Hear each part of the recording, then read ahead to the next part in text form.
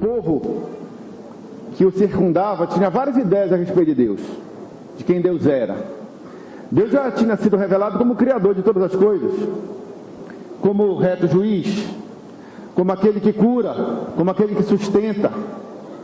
Várias coisas os profetas já haviam revelado ao povo a respeito do que era Deus. Mas Jesus introduziu uma forma nova de ver a Deus. Jesus introduziu a ideia de Deus como Pai. Pai. E essa ideia de Deus como Pai se popularizou. Se popularizou nos discípulos de Jesus, e hoje é tão popular que no nosso meio, aqui no nosso país, muita gente que nem é filho de Deus o chama de pai. Certo? Por quê? Porque para ser verdadeiramente filho de Deus, você precisa ser adotado por Deus. E isso não se dá de qualquer jeito. Existe um processo de adoção. Esse processo ocorre quando o ser humano, em resposta à graça divina, decide se render ao Senhor, decide renegar o pecado e passar a viver uma vida que agrade a Deus verdadeiramente. Uma vida sóbria, justa e piedosa. É assim que Paulo ensina a Tito, no capítulo 2, verso 12 de Tito. Está escrito isso lá. Quando você é adotado, o Espírito de Jesus vem para dentro de ti. Ele te é dado. Tá certo? E nessa hora, ele passa a interferir na tua vida, te dirigindo para o caminho certo, para uma construção de uma vida digna da condição de filho de Deus. Quem não é adotado, não tem o Espírito. E quem não tem o Espírito, não pode andar retamente. Porque, segundo Paulo explica aos Romanos, só verdadeiramente aqueles que são guiados pelo Espírito são verdadeiramente filhos de Deus. E eu gostaria que você lesse isso que está escrito em Romanos, capítulo 8, verso 14, que diz assim, Romanos 8, 14.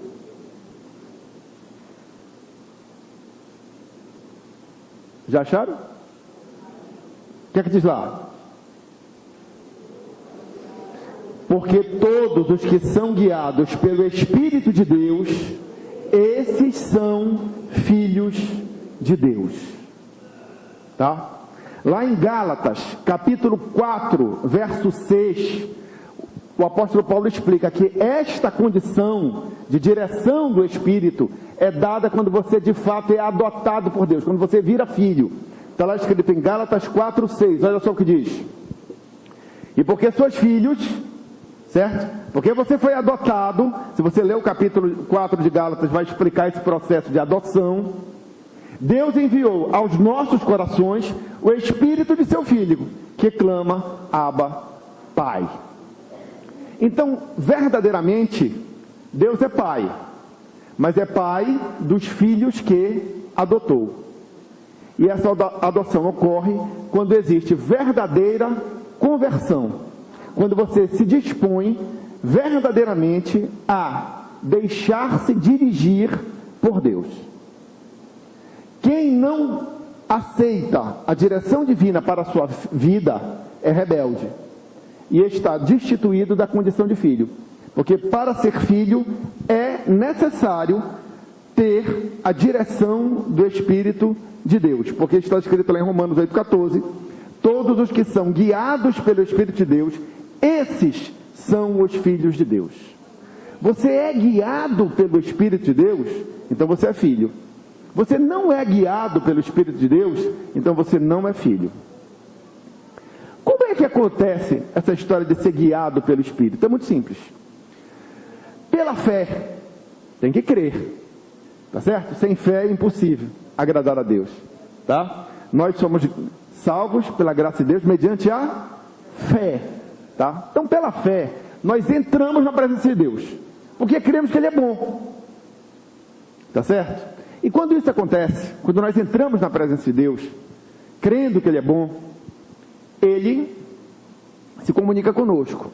E Ele coloca no nosso coração a sua vontade. Quando nós estabelecemos com Deus um relacionamento de oração e de meditação na sua palavra, Ele fala. Isso que Ele fala é o mover do Espírito. Se você se deixa guiar por isso, você é filho. Se você não busca esta instrução ou a rejeita, você não é. A coisa é simples assim. Então, quem é o Filho de Deus? É aquele que está interessado em andar na direção do Espírito de Deus. E quem procura a direção do Espírito de Deus, sempre a encontrará. Porque Jesus é claro quando diz: aquele que procura, acha. Aquele que pede, recebe. Se bater na porta de Deus, Ele abre a porta. Então não tem como você ser filho de Deus se você não topa submeter-se ao governo divino. Tá certo? Filho de Deus é quem está sujeito ao governo divino. Muito bem. Quando você está sujeito ao governo divino, Deus interfere na tua vida na condição de pai. E Ele vai o quê? Ele vai te proteger. Porque como bom pai, Deus assume um caráter protetor para os seus filhos. Deus promete nos libertar de prisões, nos salvar eternamente, nos sustentar, nos instruir e também nos corrigir e nos disciplinar. Porque não existe um bom pai que, vendo seu filho no erro, não o corrige. Certo? Isso está claro na carta aos Hebreus, né? Lá em Hebreus, capítulo 13, versos 5 e 6, e Hebreus capítulo 2, 6. Vamos ver primeiro Hebreus 13, 5 e 6. O que diz lá? Sejam vossos costumes sem avareza, contentando-vos com o que tendes, porque Ele disse: não te deixarei e nem te desampararei. Deus é o Pai perfeito. Por mais que o nosso pai ou a nossa mãe terreno nos desamparem, Deus jamais nos desamparará. Isso Ele já falava desde o tempo do Antigo Testamento. Tá certo? A outra condição é a questão disciplinar, o papel disciplinar de Deus enquanto Pai, que é Hebreus 6:12, que diz assim, aliás, 12:6, que diz assim, Hebreus 12:6. Porque o Senhor corrige o que ama e açoita a qualquer que recebe por filho. Tá certo? Então não tem como você ser filho de Deus se você não está sujeito à sua ação disciplinar quando erra. Porque o Senhor corrige o que ama e açoita a qualquer que recebe por filho. Então somos filhos adotados? Ótimo. Não podemos andar errados, porque se andarmos errados seremos corrigidos. E graças a Deus, porque é melhor ser corrigido e andar certo do que permanecer no erro, concordam? Pois bem, o papel de Deus como Pai, Ele fará perfeitamente. Ele vai te proteger, vai te cuidar de ti, vai te sustentar, vai te defender, vai pelejar pelas tuas causas, Ele vai te instruir, Ele vai te dar espírito de sabedoria e revelação, para que você não faça besteira. Isso está escrito aonde? Em Efésios, capítulo 1, verso 17. Isso está escrito lá, olha. Para que o Deus de nosso Senhor Jesus Cristo, o Pai da glória, vos dê em seu conhecimento o espírito de sabedoria e de revelação. Resumindo, tudo que é necessário para você viver dignamente, de acordo com o Evangelho, na condição de filho de Deus, Deus fará. E nem poderia ser diferente, porque sem Deus nós nada poderíamos fazer. Uma vez adotados, Deus requer de nós que nós tenhamos um comportamento condizente com a condição de filhos. Se não fosse Ele intervir, nos dirigindo através do seu Espírito, nos dando o Espírito de sabedoria e de revelação, cuidando de nós, nos protegendo, nos assistindo nas nossas fraquezas, não teria como termos sucesso nessa condição. Mas, porque Ele é um Pai perfeito e porque Ele intervém, nós temos essa condição. E aí vem a contrapartida do ser humano, a contrapartida do filho. Se Deus intervém, nos dando toda a condição de vivermos uma vida piedosa, de vivermos uma vida de agrado a Ele, então, como filho, devemos corresponder a isso. Certo? Então vem a pergunta que será o básico para a nossa reflexão no dia de hoje. O que Deus, como Pai, espera de mim e de você como filho? Deus espera alguma coisa?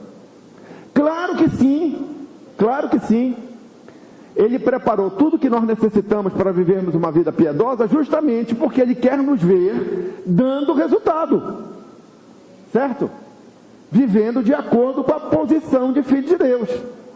Ele nos dá autoridade para que nós possamos exercê-la bem e sermos cooperadores dele em sua obra, certo? Ele nos dá autoridade para isso. Então Deus espera de nós resultado. Sozinhos, Deus sabe das nossas fraquezas, das nossas limitações. Sozinhos, Ele sabe que nós não conseguiríamos. Mas nós não estamos sós. Nós temos o Espírito que nos foi dado para termos o quê? Conhecimento e revelação, para que não nos falte luz no nosso caminhar. Então, se você se diz filho e não está correspondendo à sua condição de filho, busque a Deus porque tem algo errado. Porque a condição para ser um filho de Deus, em exercício pleno dessas prerrogativas em sua vida terrena, está disponível. Vocês estão entendendo então? Então, Deus espera alguma coisa de mim e de você como filho? Sim, espera. E o que Ele espera? Resumidamente, a melhor resposta que tem no Novo Testamento, na minha opinião, está em 1 Coríntios capítulo 15, versos 57 e 58. Eu vou fazer de novo a pergunta. O que Deus espera dos seus filhos? Resposta. 1 Coríntios 15, 57 e 58. Diz assim, olha. Mas graças a Deus que nos dá a vitória por nosso Senhor Jesus Cristo. Então, graças a Deus que nos dá a vitória. Graças a Deus que nos dá do Espírito de sabedoria, de revelação, que nos protege, que nos guarda, que nos salva, que nos dá autoridade para enfrentarmos o diabo, resistirmos a ele até que ele fuja, que nos dá toda a condição de vivermos uma vida sóbria, justa e piedosa. Graças a Deus que nos dá a vitória. Portanto, agora, na condição de filhos, feitos vitoriosos em Cristo Jesus, portanto, o que é que Deus espera de nós? Portanto, meus amados irmãos, sede firmes e constantes, sempre abundantes na obra do Senhor, sabendo que o vosso trabalho no Senhor não é vão. Não é vão no Senhor. Deixa aqui essa imagem, tá? Deixa aqui esse texto. O que é que Deus espera de nós como filhos? Que nós sejamos firmes e constantes, abundantes em sua obra. Vamos entender esse versículo? Firmes e constantes, nesse texto, parece que são duas coisas diferentes, né? Firmes e constantes. Mas, na verdade, quando você estuda os textos originais, você vai entender que essas palavras firmes e constantes, colocadas aqui na língua portuguesa, elas têm um sentido único, certo? O sentido que essas palavras têm seria o de uma firmeza constante, ou de alguém que está constantemente firme. É coligado, o sentido é coligado. Isso você encontra apoio, esse entendimento encontra apoio no que diz Paulo aos Colossenses, em Colossenses capítulo 2, versos 6 e 7, que diz assim, Colossenses 2, 6 e 7. Como, pois, recebeste o Senhor Jesus Cristo, assim também andai nele, arraigados e edificados nele, e confirmados na fé, assim como foste ensinados, crescendo em ação de graças. Arraigados e edificados, significa arraigado, edificado com solidez, tá certo? Ou seja, firmemente edificado sobre Jesus.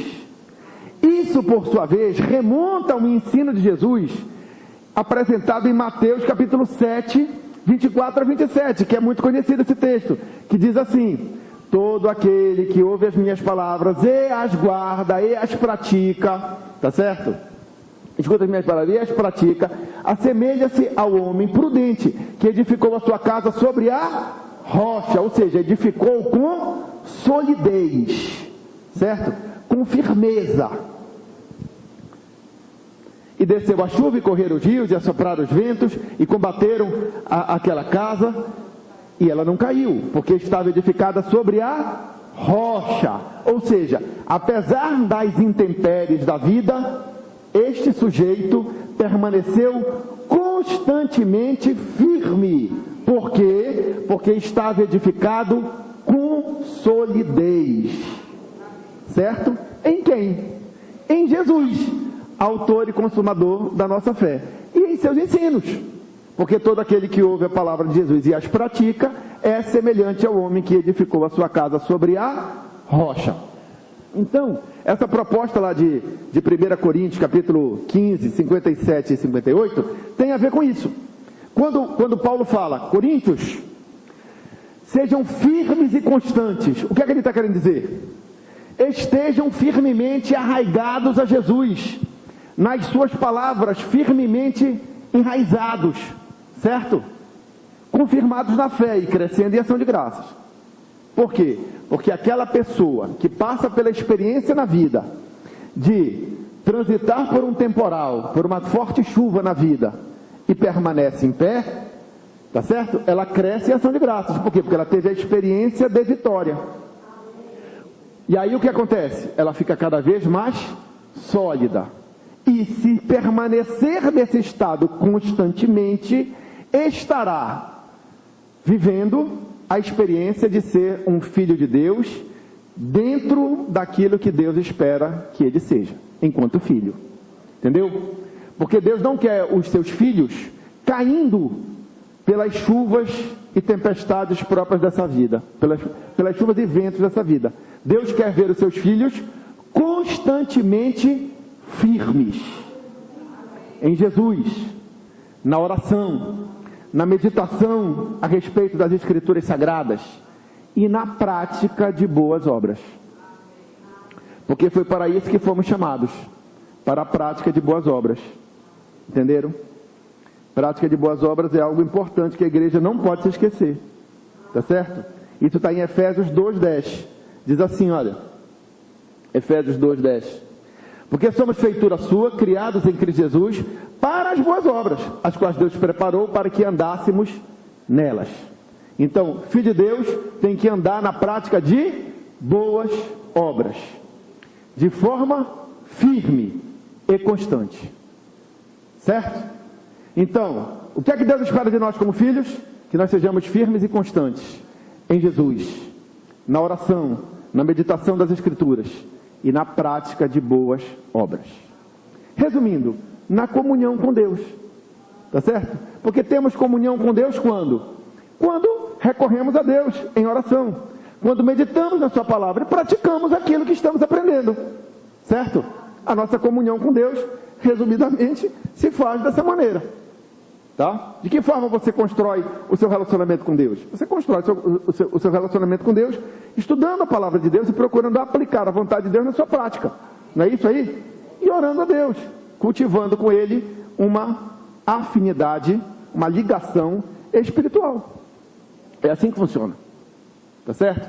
Aí você ora a Deus, aí Deus se comunica com o teu espírito, coloca no teu coração aquilo que tu deves fazer, você pratica, é abençoado, isso fortalece a sua fé e você dá ação de graças. O processo é esse, certo? Então, Deus espera dos seus filhos firmeza e constância. Mas não é só, espera também que nós sejamos abundantes em sua obra. E aí vamos entender uma coisa fundamental. Ser abundante na obra do Senhor, que é o que Deus espera dos seus filhos, é muito mais do que participar da obra. Certo?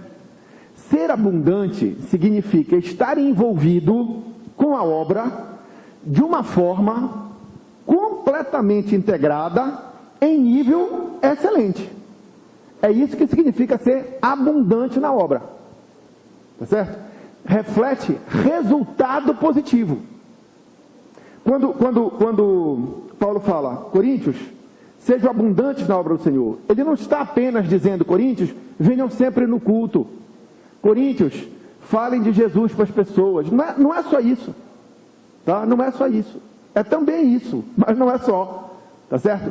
A palavra aqui, abundante, significa uma participação completamente integrada e perfeita. Tá certo? É isso que significa ser abundante na obra. E aí, a gente tem que entender que ninguém pode ser abundante na obra do Senhor sem firmeza e sem constância. Porque o ser abundante na obra requer bom testemunho. Ninguém consegue ser abundante na obra do Senhor se seu testemunho for ruim. Porque você não tem crédito para participar da obra nesse nível de excelência que é requerido, para que você seja abundante na obra, para que você dê resultados frutíferos na obra. Entendeu? Então tem que ter um bom testemunho, e não tem como ter um bom testemunho sem firmeza e constância.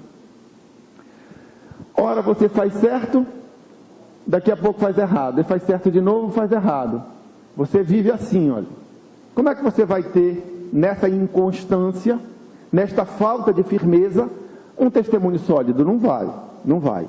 E para ser abundante na obra do Senhor, é necessário um testemunho firme e constante.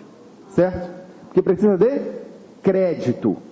Crédito. A autoridade de Deus, ela tem que ser exercida com crédito. Eu já contei essa figura aqui, mas vou repetir mais uma vez, porque se alguém não ouviu, vai aprender. É a questão do embaixador.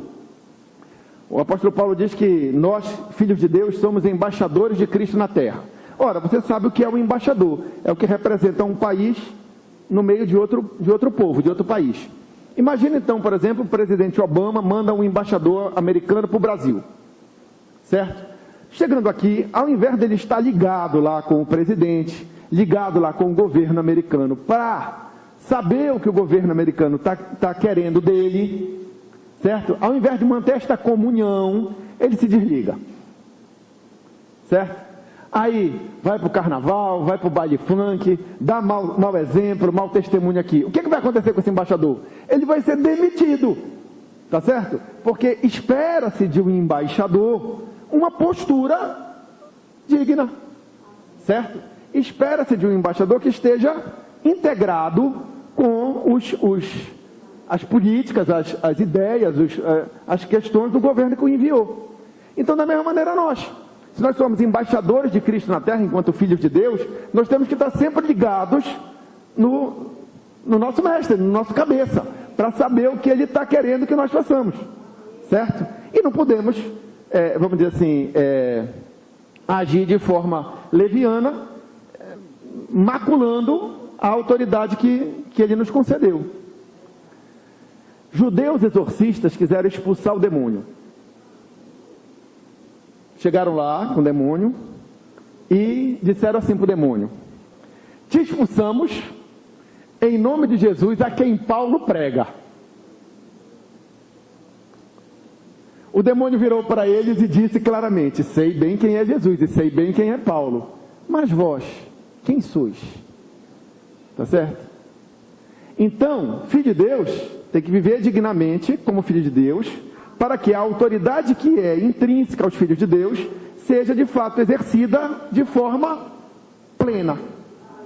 Tá certo? Que as obras espirituais da maldade possam se curvar, porque é isso que Deus quer. O apóstolo João, quando ele fala a respeito da obra de Jesus na terra, ele resume a obra de Jesus na terra de uma forma bem simples. Ele diz o seguinte: Jesus veio para destruir as obras do diabo. É assim que João coloca isso na sua primeira epístola. E na verdade, o papel do Filho de Deus na terra é esse: destruir as obras do diabo. Mas, para isso, ele precisa legitimar a autoridade que recebeu enquanto Filho de Deus. E para isso é necessário que ele viva uma vida de comunhão com Deus de forma firme e constante. Certo? Então ninguém pode ser abundante na obra do Senhor sem firmeza e constância. Tá? É condição fundamental para que eu seja abundante na obra do Senhor que eu tenha com Deus um relacionamento de comunhão constantemente firme. Difícil manter esse relacionamento? Tá? Tem gente que acha que é dificílimo manter com Deus comunhão. Eu não entendo como isso possa ser difícil. Entendeu? Porque se você ama a Deus, se você reconhece que Ele é bom, se você tem livre acesso a Ele, como pai, tá certo? Se os canais todos estão desimpedidos, se o véu que separava já não separa mais, qual é a desculpa para não ter comunhão com Deus? Só pode ser preguiça ou negligência. Tá certo? E isso não é comportamento apropriado para o Filho de Deus. Você não ama a Deus? Tá? Então você tem que ter prazer de estar na presença dEle. Ah, eu não tenho prazer de estar na presença de Deus. Então porque você não ama verdadeiramente. Então você não é filho. Tá certo? Porque quem é verdadeiramente filho de Deus tem prazer de estar na presença do Pai. Certo? Pois bem. Pois bem. O que é ser abundante na obra do Senhor? É estar integrado com Deus de uma tal forma que as nossas ações terrenas sejam multiplicáveis no propósito de dar frutos para Deus. Ser abundante na obra do Senhor implica em não enterrar talentos. Deus concede talentos aos seus filhos, não pode enterrar. Muito pelo contrário, para sermos abundantes na obra do Senhor, nós devemos procurar melhorar, até mesmo naquilo que a gente já é bom. Porque o maior inimigo do ótimo é o bom. Entenderam? Não, eu já oro bem. Entendeu? Não, eu já ensino bem. Não, eu já oferto bem. Pois é. Tá certo? O pior inimigo do ótimo é o bom. Paulo fala isso aos Romanos, tá certo? Sobre a necessidade do crente sempre procurar se esmerar. Ele fala lá, olha lá, Romanos 12, 6 a 8. Olha o que ele diz. Ele está falando que cada filho de Deus tem um talento, cada filho de Deus tem um ministério, cada um é talhado para uma determinada espécie de tarefa. Mas que, seja lá qual for a tarefa que você está talhado para assumir, o faça na excelência. Ele diz assim, de modo que, volta lá. De modo que, tendo diferentes dons, segundo a graça que nos é dada, se é profecia, seja ela segundo a medida da fé. Se é ministério, seja em ministrar. Se é ensinar, haja dedicação ao ensino. Na minha versão está esmero. Haja esmero no ensino. Ou o que exorta, use esse dom em exortar. O que reparte, faça-o com liberalidade. O que preside, com cuidado. Atenção, o que preside com cuidado. Vamos voltar a falar disso daqui a alguns minutos.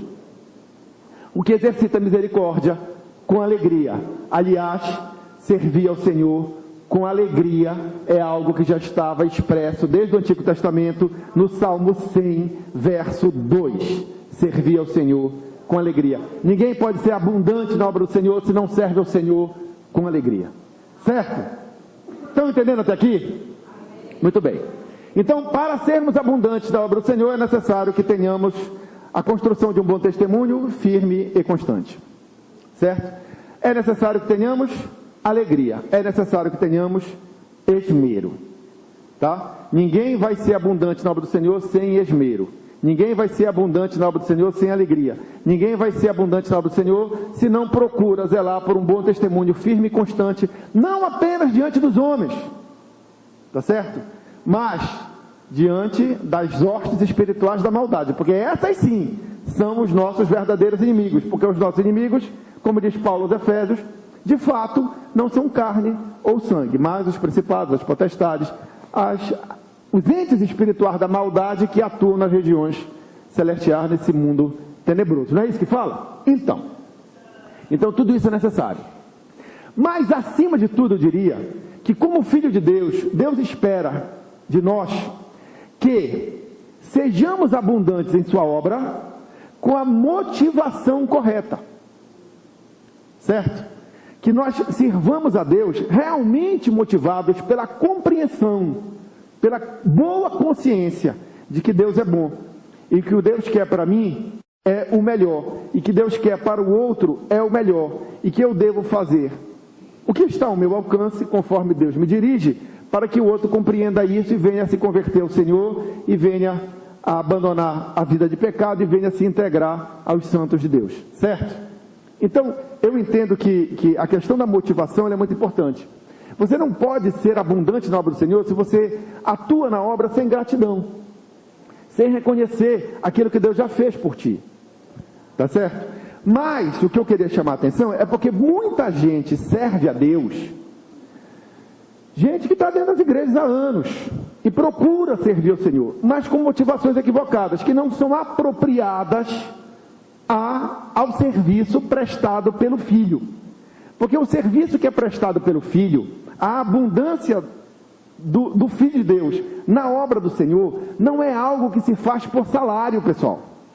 Nós somos co-herdeiros de Deus, aliás, herdeiros de Deus, co-herdeiros com Cristo. Isso está escrito lá em Gálatas, no mesmo capítulo 4, que nós já colocamos aqui um versículo, você pode anotar e ler na sua casa. Está escrito lá, olha, quando Deus te adota como filho, Ele te faz co-herdeiro dele, co-herdeiro com Cristo. Então, nós não servimos a Deus por recompensa, tá certo? Nós servimos a Deus por consciência e gratidão, porque estamos arraigados a Ele em amor e compreendemos a magnitude excelente da sua obra. Mas tem gente que serve a Deus com motivações equivocadas. Por exemplo, tem gente que serve a Deus por culpa, tá certo? Ele serve porque ele se sente culpado porque ele fez besteira. E aí ele entende, poxa, eu vou fazer isso para Deus para aplacar a minha culpa.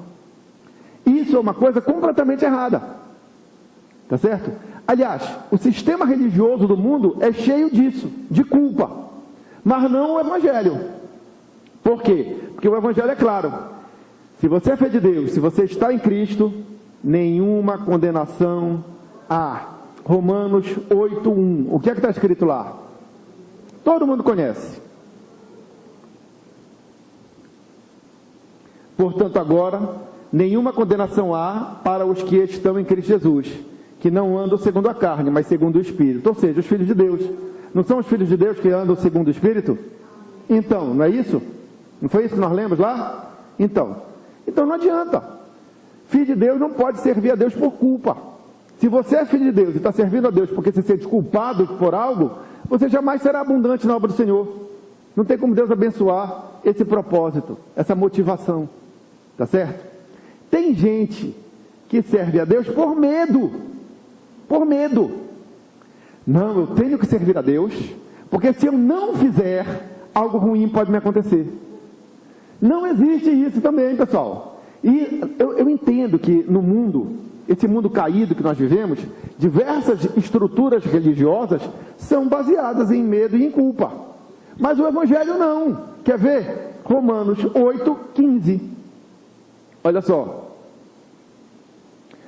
Porque eu não recebeste o espírito de escravidão. Qual foi o espírito que Deus colocou no coração daqueles que Ele adota? O espírito do seu filho, não é isso que está escrito lá em Gálatas 4:6? Então, porque não recebeste o espírito de escravidão, para outra vez estardes em temor. Temor aqui não é o temor de Deus que a gente fala. Temor aqui é medo mesmo, tá? Vamos substituir a palavra temor por medo. Esse temor aqui, neste texto, é medo. Porque não recebeste o espírito de escravidão, para outra vez estardes com medo. Mas recebeste o espírito de adoção, de filhos, pelo qual clamamos, Abba, Pai. Deus não quer ser temido pelos seus filhos, no sentido de que seus filhos tenham medo dele. Não é isso. Isso não é uma motivação correta. Você não pode ser abundante na obra do Senhor se você procura integrar-se à obra do Senhor com medo ou por medo. Não é isso que pode nos mover, não é isso que deve nos mover à abundância. Tá certo? Nem a culpa, nem o medo. Isso é o Evangelho. Gente, isso é novidade para mim, porque o cristianismo que eu aprendi era um cristianismo de culpa e medo. Se eu não servir a Deus, se eu não andar direitinho, eu vou para o inferno. Mas isso não é o Evangelho. Não é que isso não seja verdade, tá certo? Mas isso não é o Evangelho. O Evangelho é que você possa andar direito, sem medo e sem culpa. Tá? Sem medo, sem culpa e sem ganância. Tá certo? Porque também não são poucos aqueles que servem a Deus esperando receber algo em troca, porque são gananciosos. É outra motivação errada, que não é condizente, que não está em conformidade com aquilo que Deus espera dos seus verdadeiros filhos adotados em Cristo Jesus. Não é. Então, não sirva a Deus nem por culpa, nem por medo, nem por ganância. Porque qualquer serviço motivado por essas coisas jamais será abundante. Jamais dará bom resultado, jamais será frutífero. E a vontade de Deus para os seus filhos é que nós nos tornemos abundantes em sua obra. Haviam gananciosos na época do apóstolo Paulo? Haviam na época dos apóstolos. O apóstolo Pedro, ele dá uma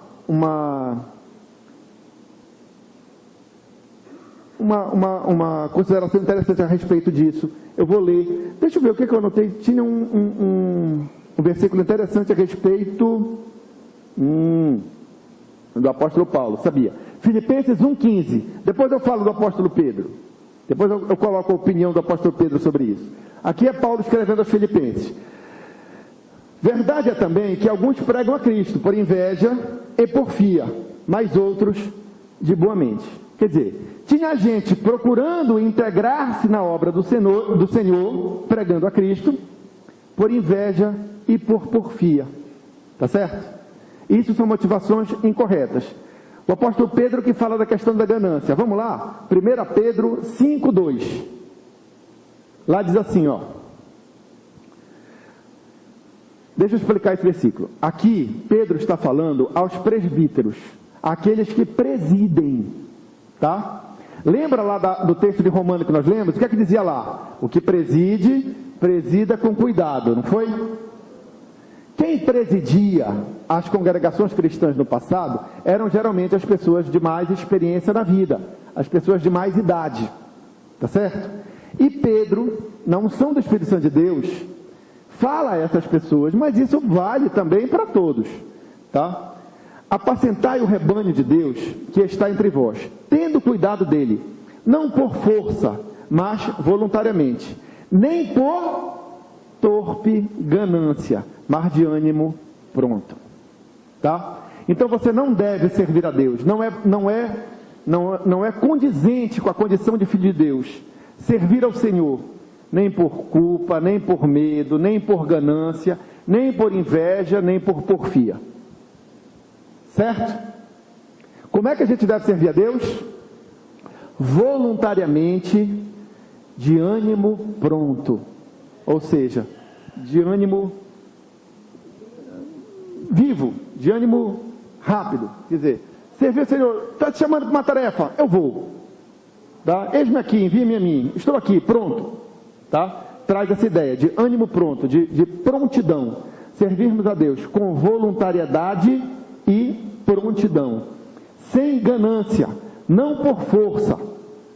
Sem inveja e sem porfia. Sem medo e sem culpa. Isso é o Evangelho. Entendeu? Devemos servir a Deus nessa condição. É isso que Deus espera dos seus filhos. Fiz besteira. Será que Deus vai ficar com raiva de mim? Não. Deus sabe das suas besteiras. Ele conhece como você é. E está disposto a te assistir nas tuas fraquezas. O que Ele não quer te ver é servindo a Ele, culpado, medroso, com medo dEle, por ganância, por inveja, por porfia. É isso que Deus não quer. Deus não quer ver você vacilante. Deus não quer você sem perseverança, sem esperança. Muito pelo contrário, Deus deseja vê-lo firme e constante. Ou seja, constantemente firme. Sempre abundante na obra do Senhor. Entenderam? Pois bem, para encerrarmos, uma advertência e duas conclusões. Advertência. Ser abundante na obra do Senhor deveria ser abundante na obra da igreja. Por quê? Porque a obra do Senhor na terra é feita pela igreja. Certo? Então, como é que é a teoria do negócio? A igreja é formada pelos filhos de Deus adotados e agregados. Porque tem a igreja verdadeira e a igreja visível, né? Nem todos aqueles de Israel são de fato israelitas, certo? Tá? Tem os agregados também, a igreja na terra. Mas, os filhos de Deus, que são guiados pelo Espírito de Deus, têm o dever de tocarem a obra de Deus com excelência. E, se de fato são presididos por pessoas na unção do Espírito de Deus, a obra da igreja, a direção que a igreja dá para a obra, deveria ser reflexo do que é o mover do Espírito, e, portanto, obra verdadeiramente do Senhor. Certo? Então, ser abundante na obra do Senhor é, teoricamente, ser abundante na obra da igreja. Não tem como você ser abundante na obra do Senhor desvinculado de uma comunidade cristã. Não tem como. Certo? Porque a obra de Deus é a obra da igreja. Tá certo? O cabeça é Cristo, o corpo é a igreja está na terra. Então a obra do Senhor é feita na terra pela igreja. Então ser abundante na obra do Senhor significa ser abundante na obra da igreja. Você ensina na igreja. Você oferta na igreja. É a igreja que é, vamos dizer assim, o instrumento principal, o instrumento central da ação de Deus na terra. E é claro, quando a gente fala igreja, nós não estamos nos referindo somente a essa questão comunitária, essas quatro paredes aqui, nós reunidos. Nós estamos falando de cada um de nós no mundo, fazendo as mesmas coisas, destruindo as obras do diabo. Certo? Ok, muito bem. Isso é como deveria ser. Mas, nós não podemos ser cegos, e aí vem a advertência. Quem dera fosse sempre assim. Mas infelizmente não é. Tá certo? Por quê? Porque muitas vezes a igreja se distrai. A igreja deixa de vigiar. E deixa de se levar pelo mover do Espírito. E passa a se deixar levar por outros interesses. E aí você pode ser abundante na obra da igreja, mas não estará sendo abundante na obra do Senhor. Porque a igreja não estará refletindo o que é verdadeiramente a obra do Senhor. Tá certo? Então essa advertência eu queria deixar de forma muito séria para os que presidem. Os que presidam com cuidado. Então, pastores, mestres, profetas, evangelistas, têm que ter zelo pelo que estão fazendo. Tá certo? Tem que ter. E cada vez mais. Se você já tem ainda mais. Lembra que o maior inimigo do ótimo é o bom. Se você já é bom, seja melhor. Seja cada vez mais cuidadoso. E a prova de que nem sempre o compasso da igreja na sua obra é o compasso que o Espírito deveria dar, é justamente a fraqueza e a inconstância. Porque se o trabalho da igreja fosse definitivamente movido pelo Espírito Santo de Deus, ele seria sempre firme e constante. E muitas vezes nós vemos que não é.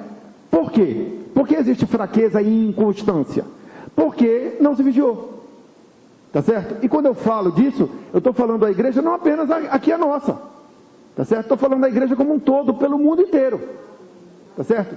Qualquer coisa que não se mostra firme e constante, reflete que algo está errado. Por quê? Porque se é movido pelo Espírito Santo de Deus, tem que ser firme e constante conforme o Espírito age. Porque Deus não deixa nada pela metade. Tudo que Ele começa, Ele faz. Ele é poderoso para fazer, porque agindo Ele, ninguém pode impedir. Porque ninguém pode contra o seu braço forte. Tá certo? Então, isso é uma questão. A outra questão que pode acontecer é a pura preguiça e negligência. Ou seja, Deus dá a direção e a igreja não faz. Por quê? Porque se desmotivou, porque se entregou, porque se deixou paralisar. Isso é uma outra situação. As duas são erradas. O não se mover pelo Espírito ou o desprezar o mover do Espírito. As duas são erradas. Tá certo? Então, os que presidem, os que ensinam, os que evangelizam, os que profetizam, olha que tem um zelo. Tá certo? Porque a obra de Deus é coisa séria. E maldito é aquele que faz a obra do Senhor relaxadamente. Essa é a advertência. Tá? Então, ser abundante na obra do Senhor implica em se fortalecer cada vez mais no mover do Espírito, para fazer as coisas com sabedoria e revelação, conforme é próprio do Espírito agir em nós. Porque nós lemos lá, Deus nos prepara para sermos seus filhos, vivermos na terra, fazermos a sua obra, porque Ele nos dá espírito de sabedoria e revelação. Se alguém tem falta de sabedoria, peça a Deus que Ele dá livremente e não lance em rosto. Entenderam? Então essa é a advertência. E finalmente duas conclusões. Filho de Deus tem que ser firme e constante, porque está edificado sobre a rocha. Você anda caindo, sua casa está caindo, dá um vento, a sua casa cai, vem uma chuva, a sua casa cai, tem algo errado, meu irmão. Tem algo errado. Procura te alicerçar na rocha.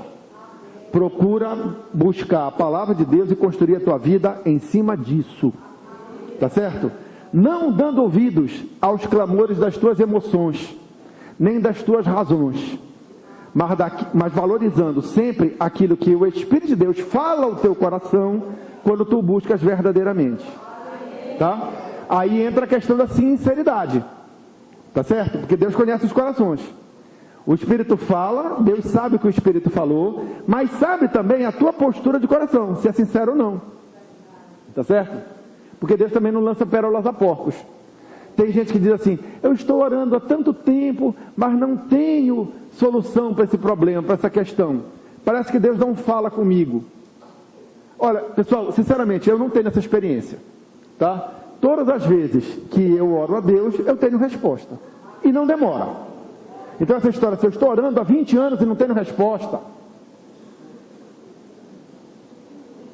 eu não tenho essa experiência. Se alguém tem, eu não tenho. Tá?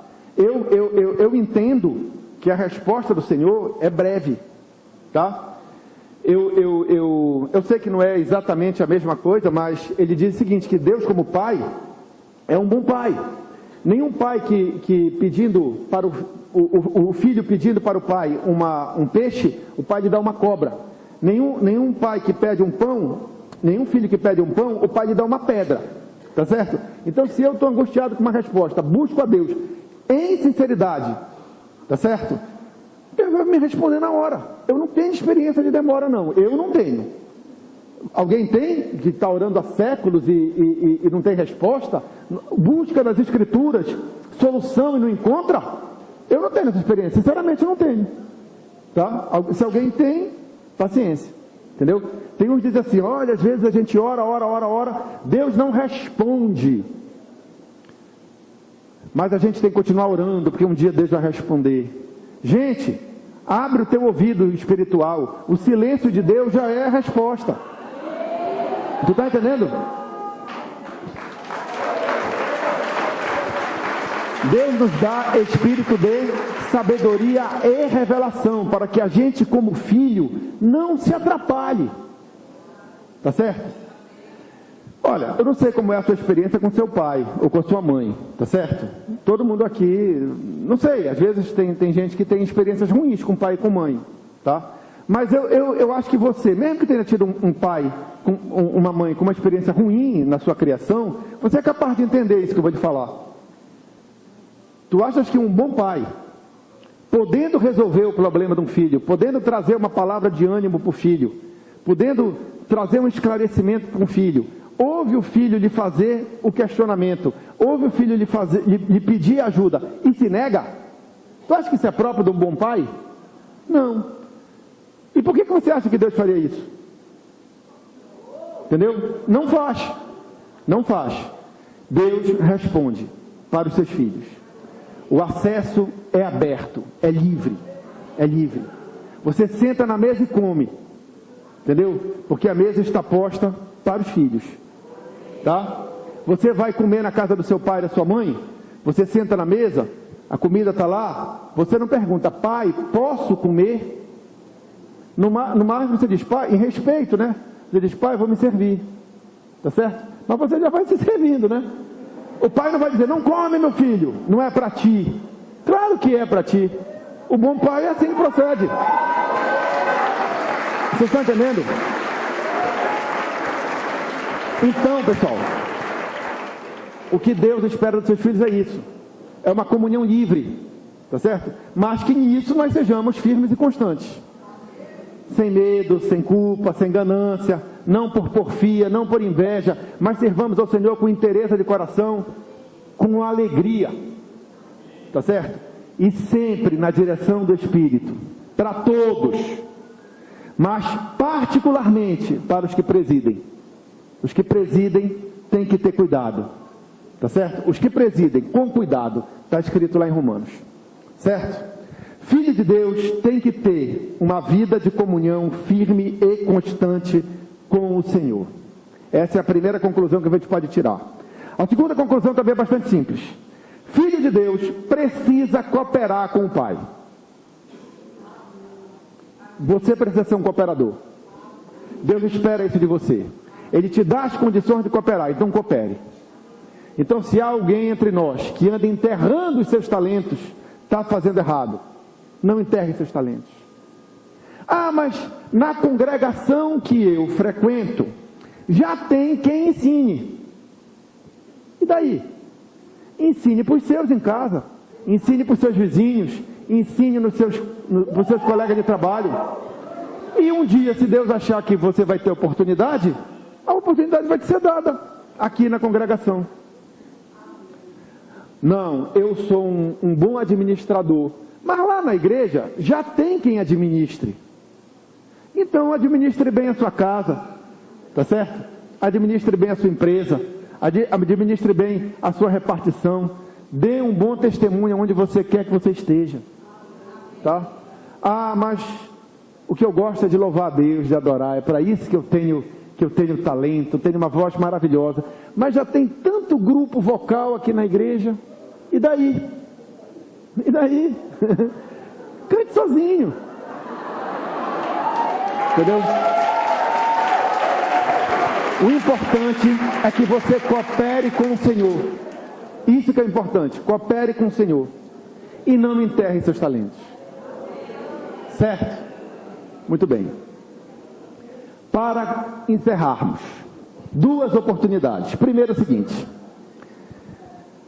Alexandre, não, de fato, eu sou convertido a Deus.